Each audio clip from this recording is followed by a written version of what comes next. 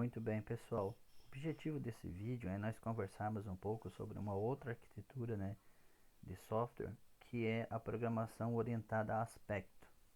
Nós vimos no decorrer das aulas ali todas aquelas arquiteturas tradicionais, né, arquiteturas em camada, arquiteturas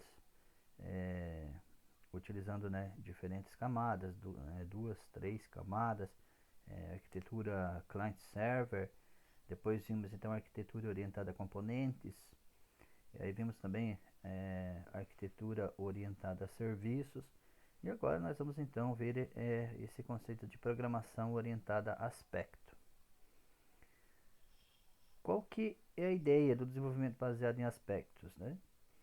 Então nós temos assim num sistema de grande porte um requisito para atender um requisito de negócio, né? Às vezes precisa se utilizar de vários componentes, né? Precisa de uma série de componentes para atender um requisito do sistema. Vamos pegar, por exemplo, um requisito de salvar cadastro de contato, por exemplo, um requisito do sistema. Você vai estar utilizando componentes da camada de visualização, né? Vai ter os componentes que estão no controller, vai ter o componente que vai estar acessando a base de dados, né? Ou seja, o provider. Enfim, tem uma infinidade de componentes que estão relacionados ao atendimento de um requisito, né? Então, esse componente, né, que é desenvolvido para atender esse requisito, ele acaba agregando a funcionalidade de uma infinidade de outros componentes, né? Então, essa é a realidade. Tanto no desenvolvimento orientado baseado em componente, como baseado em serviço, né? Ele tem essa característica. A proposta, então, do modelo de arquitetura, né, de engenharia de software orientada a aspecto é trabalhar com abstrações. Então você cria aspectos e esses aspectos, então, eles vão estar relacionando essas funcionalidades de componentes, né? Então, uma determinada funcionalidade, ela pode ser requerida em várias partes do sistema, né? Então, cada funcionalidade entenda como interesse, né? Então, existe um interesse por trás de uma funcionalidade. E a orientação e a programação orientada a aspecto, ela tende a promover a separação desses interesses, né? Mais à frente a gente já vai entender melhor o que é isso. Então, o que é um interesse, né? É uma ação, qualquer ação do programa, como por exemplo, um método salvar, né? Um método autenticar, então são interesses, né? O que acontece é que o interesse ele pode ter um propósito central, né? Pode ter um propósito central, ou ele pode ter propósitos que podem ser compartilhados com outros sistemas, né? Um exemplo de um interesse que pode ser secundário é o processo de autenticação, né? Você pode ter um processo de autenticação num determinado contexto ele é atividade central, mas em outras situações ele pode ser secundário, né? Então os aspectos eles trabalham com essa ideia de separação de interesse. Então o exemplo, né, de classificação de interesse, nós poderíamos ter interesses funcionais, né, que seria um cadastro de conta, né, um exemplo. Está relacionado então à questão da funcionalidade do sistema. Outro interesse é a questão assim, o sistema ele deve atender essa funcionalidade, mas tem que levar em consideração características como desempenho, confiabilidade e disponibilidade, né? Então são interesses de qualidade, não são interesses funcionais, mas são interesses não funcionais que afetam a qualidade do sistema. Também vai levar em consideração interesses, né, relacionados à segurança, né? Então, políticas de segurança ou políticas para atender uma determinada regra de negócio, né? E também interesses de sistema, ou seja, você precisa desenvolver esse sistema dentro de um determinado prazo e também dentro de um determinado orçamento, né? Então, é previsto que eu vou gastar X para desenvolver o sistema, tem que ser desenvolvido dentro desse orçamento. Os interesses, eles tanto podem ser centrais como eles podem ser transversais, né? Então, o interesse transversal ele acaba então afetando também na implementação de todos os outros requisitos do sistema. Vamos pegar o exemplo, o registrar log, né? Você pode ter uma ideia de que toda vez que se faça uma autenticação no sistema, registre o log. Toda vez que vai salvar um registro no banco de dados, registra um log para saber quem fez essa inserção, né? Da mesma forma, você fez uma atualização, né? Se você fez uma exclusão. Então perceba que esse registrar log ele acaba sendo um interesse transversal, porque ele pode estar presente em diferentes partes do sistema. E a mesma ideia é o processo de autenticação, né? Toda vez que eu vou fazer algo que seja crítico, é necessário que se identifique quem está fazendo isso, né? Então, existe um processo de login, e esse login, então, ele é amparado por um processo de autenticação que é um interesse transversal, então ele pode estar entrelaçado, né, em vários pontos do sistema. Outro interesse transversal é a questão de tratamento de erro, né? Eu quero que o meu sistema não trave na ocorrência de um erro, né? Então esse erro ele precisa ser tratado de uma determinada forma para que não aconteça assim, o travamento do programa, né? Acontecer um erro, tem que dar um feedback para o cliente de tal forma que ele possa dar continuidade à tarefa que ele estava se propondo a desenvolver. Então aqui nós temos um exemplo, né, do que poderia ter do que é um exemplo de interesse transversal. Então veja essas colunas né, que estão na vertical, né? Então requisitos de novos clientes, isso seria um interesse local, né? É um interesse local, né? O requisito de conta também, né? Requisito de gerenciamento de cliente são interesses locais, né? São interesse central, né, de um determinado requisito do sistema, né? E aí então temos esses requisitos de segurança, que são requisitos transversais, né? Então esses requisitos transversais, eles podem estar presentes em vários interesses transversais, centrais, quero dizer. Então, com isso, como existe essa ideia de um interesse transversal, é comum nós termos no sistema a ideia então do que é o entrelaçamento e o espalhamento, né? Então o que é o entrelaçamento? Ele ocorre, né, quando então componentes, né, de interesses transversais eles são invocados na implementação do interesse principal. Então aqui nesse exemplo nós temos o exemplo de uma aplicação que ela faz uma sincronização de um buffer de dados. Então o que acontece? Temos aqui um método wait. Esse método wait, ele é um interesse transversal, né? Porque o que acontece? Quando o produtor ele vai tentar colocar os dados no buffer, ele vai verificar se tem espaço, né? Se não tem espaço, né, essa ideia de verificar se tem espaço aqui é um interesse local, que é a questão da sincronização. Se não tem espaço, ele vai chamar um método que é um interesse transversal, um método que vem de um outro local do sistema e que pode ser sendo utilizado em vários métodos, não só dentro do método sincronizado, né? Então, da mesma forma, o que temos aqui o notify, né? O notify também é um método que pode ser utilizado em várias outras partes do sistema, né? Então, o que a gente tem aqui? Nós temos métodos que são transversais e o método, né, que seria o sincronizado, que seria o método local. Ou seja, o interesse central é a sincronização de dados no buffer.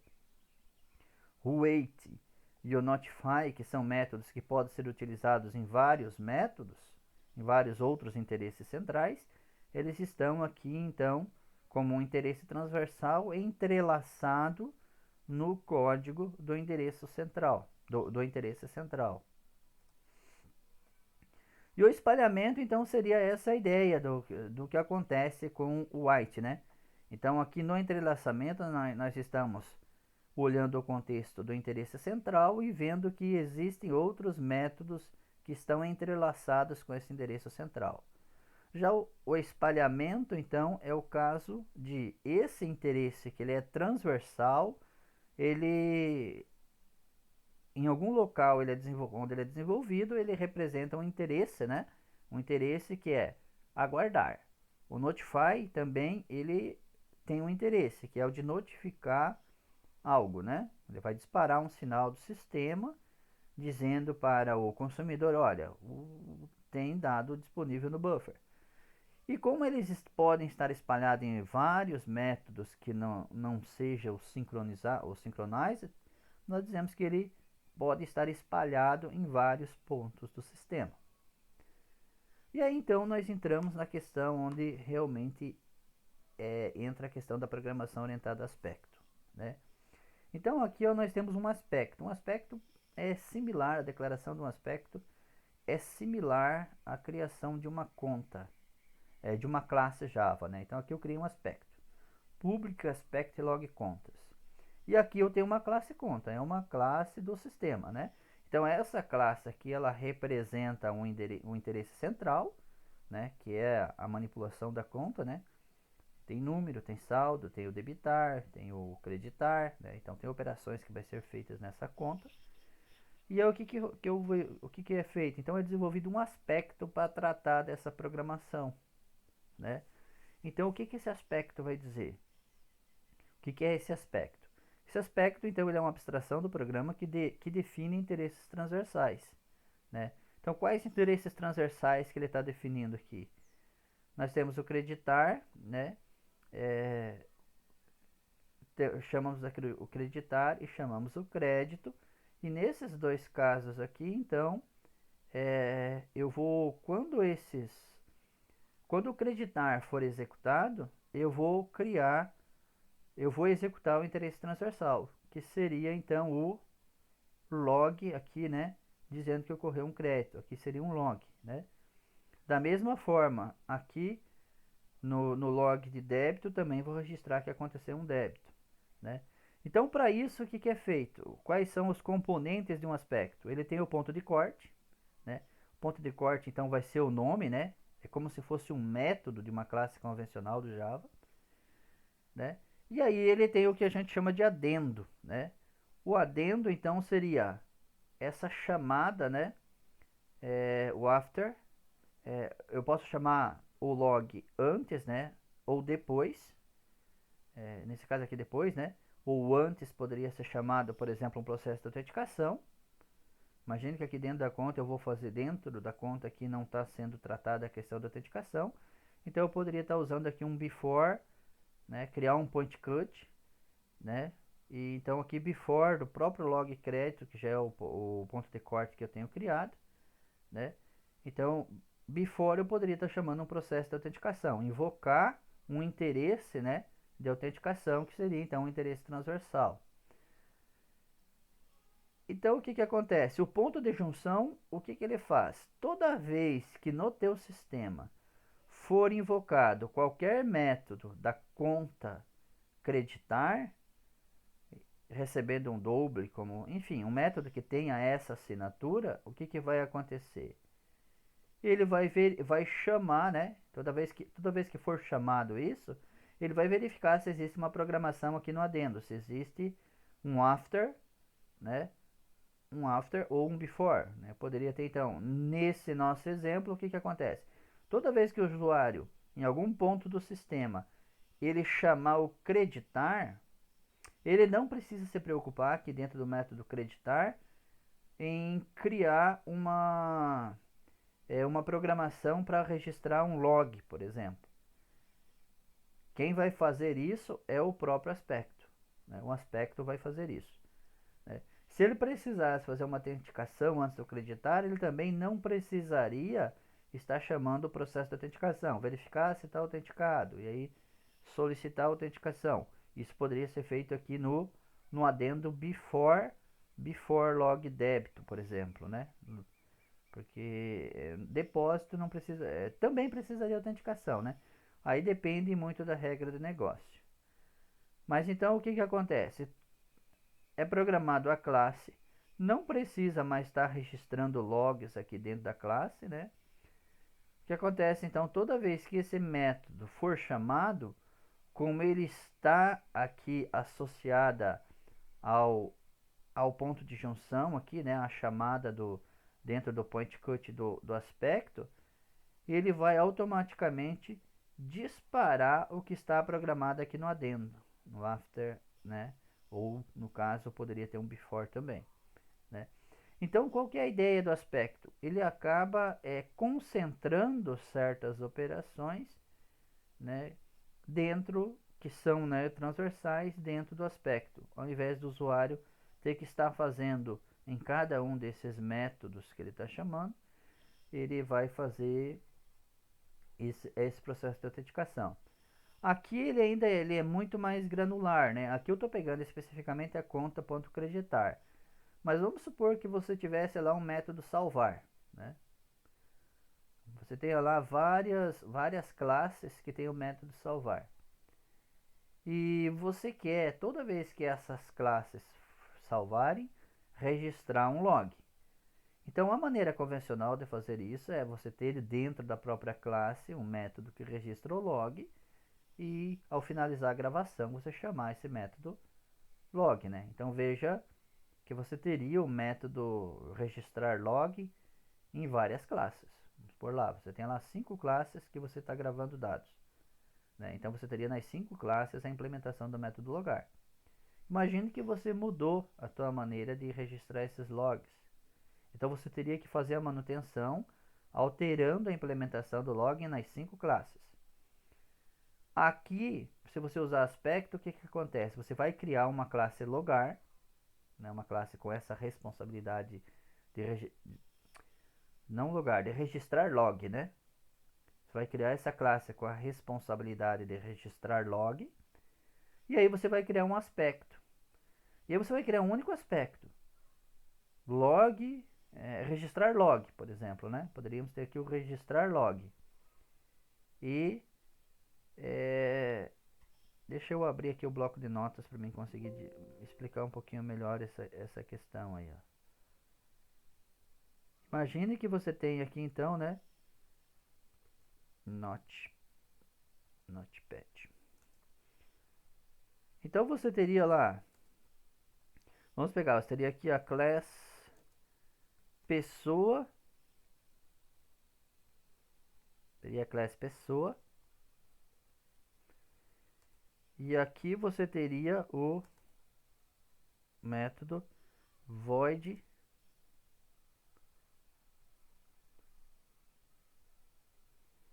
aqui você teria o void gravar. E aqui dentro então você faria o processo de gravar e daí o registrar log.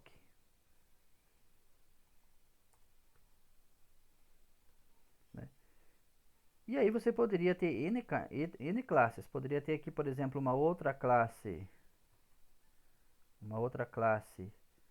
classe produto, por exemplo, né?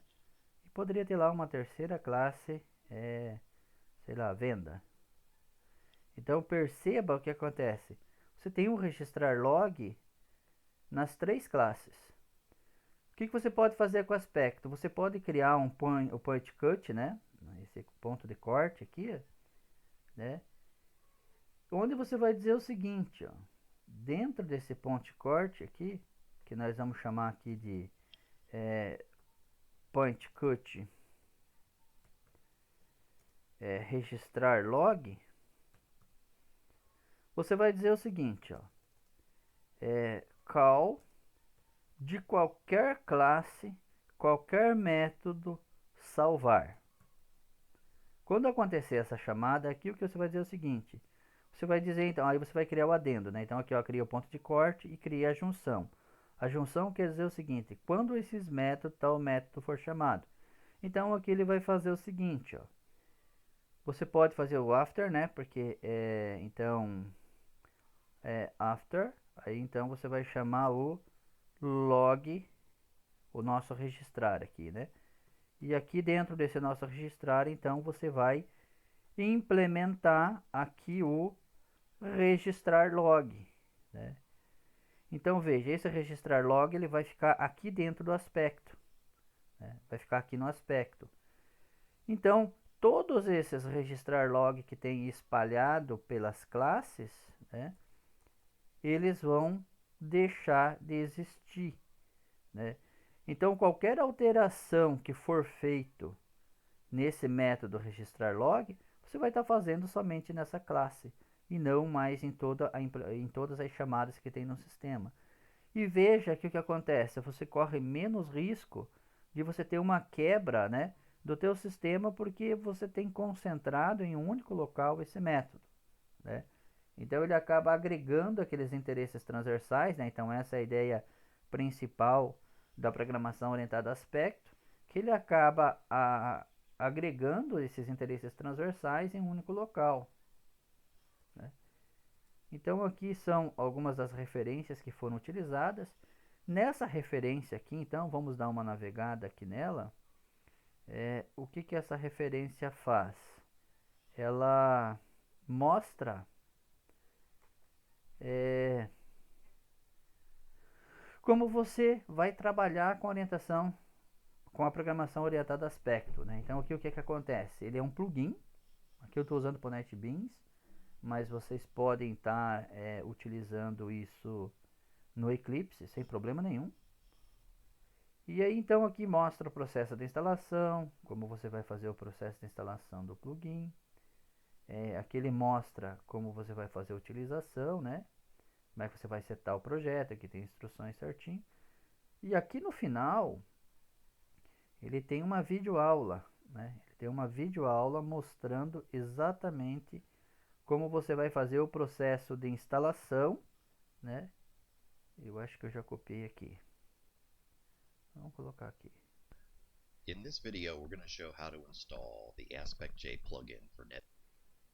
Então ele mostra aqui certinho como vocês vão estar fazendo essa Library folder and right-click on the library and say Add Jar. Então mostra como vocês vão estar baixando o plugin, como vocês vão estar adicionando o plugin no NetBeans e no final ele mostra a implementação de um exemplo, né, de um exemplo de aspecto.